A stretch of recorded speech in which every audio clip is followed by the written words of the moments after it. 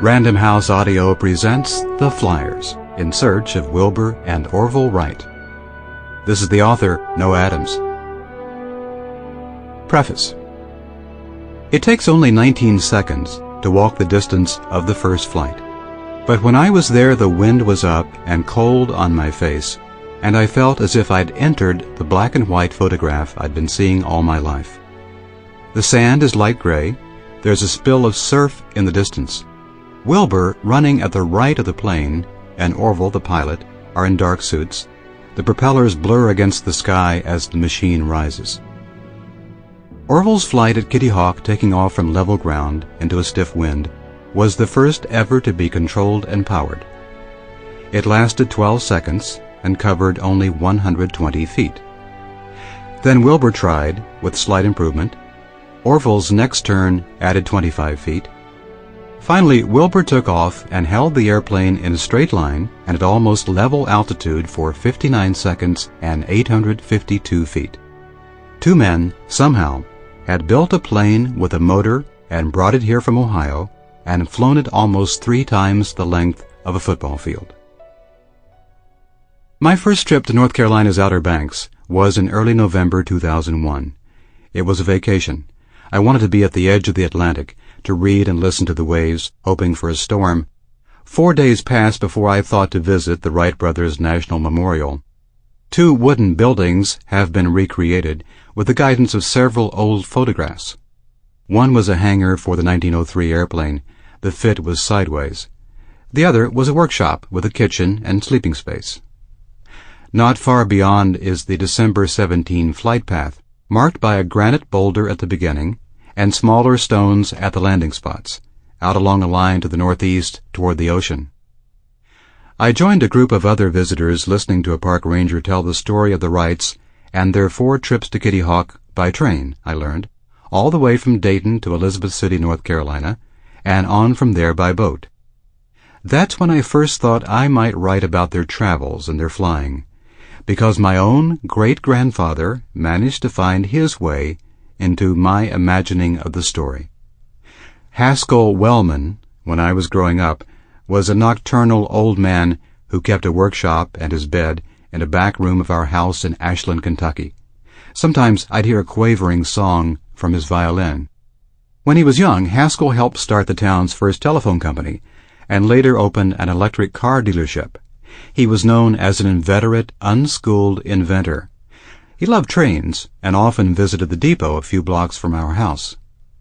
The Chesapeake and Ohio timetables for the years when the Wrights made their trips to North Carolina indeed show a brief stop in Ashland, and in my fantasy it pleases me to think of Wilbur and Orville stepping off the train for the newspapers and some fresh air, and finding themselves in a conversation with Haskell Wellman, 34 years old in 1900.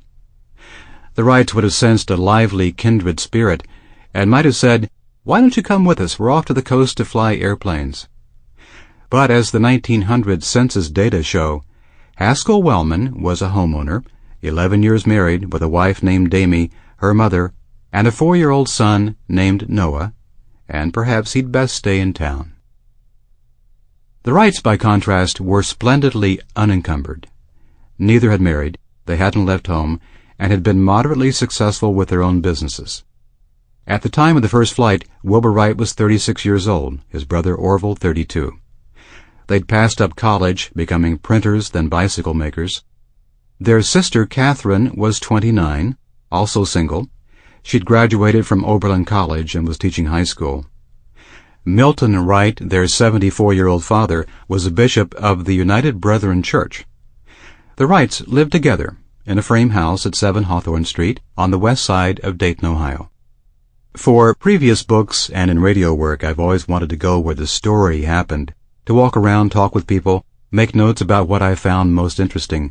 The story of the Wright brothers, wonderfully told in several comprehensive biographies, beckons with travel ideas. What was it like on a boat out on the Albemarle Sound when Wilbur first came across? Was their flying field still there at Huffman Prairie, outside Dayton? Or Wilbur's racetrack in France, and Orville's parade grounds at Fort Myer in Virginia? I found these places and many more, and I spent many days at the Library of Congress and within the archives of Dayton's Wright State University, reading thousands of letters, going through photo albums and microfilm and notebooks and ledgers, even Orville's lifelong collection of business and calling cards left by visitors. The brothers would have disapproved. They avoided attention, and they may have thought I needed to dress better. For a year I mostly wore shorts or jeans, while researching the lives of two men who wore suits and stiff collars and ties, even at the workbench, even in the air.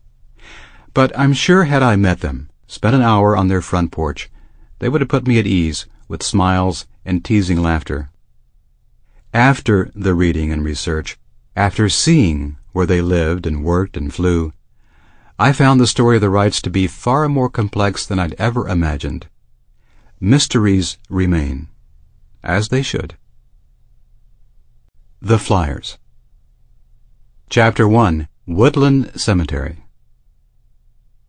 I know where all the bodies are buried, Jim Sandegren tells me, laughing as we walk up one of the cemetery roads. He also knows the names of all the trees.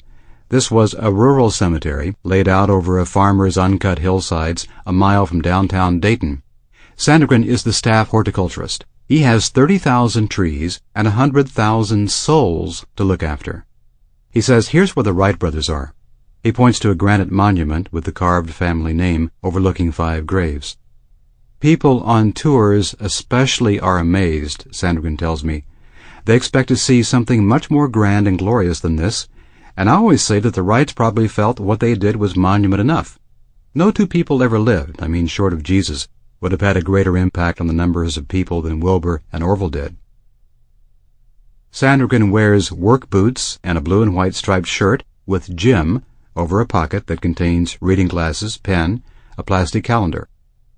Every day he takes a diagnostic walk through the cemetery woods, touching limbs, feathering leaves through his fingers.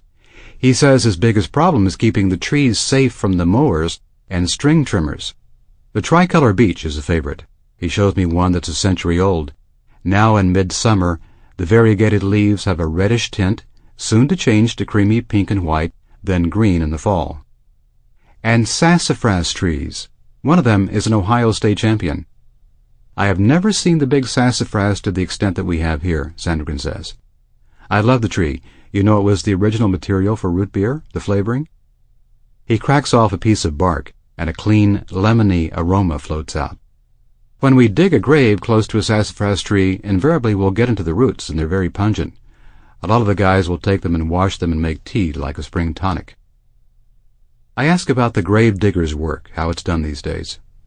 We have a 36-inch backhoe. Sometimes it'll be gravelly, which causes cave-ins, and you have to get down on the hole, which represents a certain amount of hazard, but nobody's going to be working by themselves. How deep?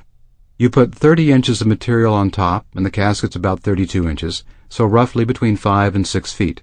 But you've noticed these hills we've got here. Sometimes you'll get 18 inches of dirt on one end of a casket, and 6 foot on the other.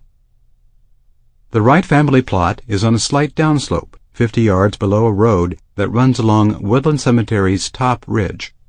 The grave markers sit together in a modest-sized rectangular space, and it would be reasonable to think of Orville standing here with a pencil and graph paper, deciding who would end up where. An engineer drawing an airplane, sketching a gravesite. The aim is for the elegant, economical line. The family monument, shoulder-high and 4 feet wide, stands at the high end of the plot. The letters Wright emerge from the granite front. The parents' headstones are centered in the grass below, Susan C. Wright and Milton Wright, and in a row farther on, the 3 children, Wilbur Wright, Catherine Wright Haskell, and Orville Wright.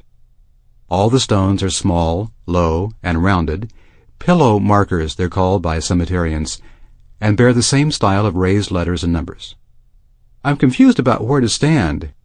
Where are the graves, actually? I asked Jim. I don't want to be standing on top of Wilbur here. The bodies are behind the headstones, he said. You view the body over the headstone, so it's really a footstone. There were 2 older Wright brothers, Roychlin, buried in Kansas City, and Loren, who's with his own family here at Woodland, and 2 other siblings, twins, who died in infancy.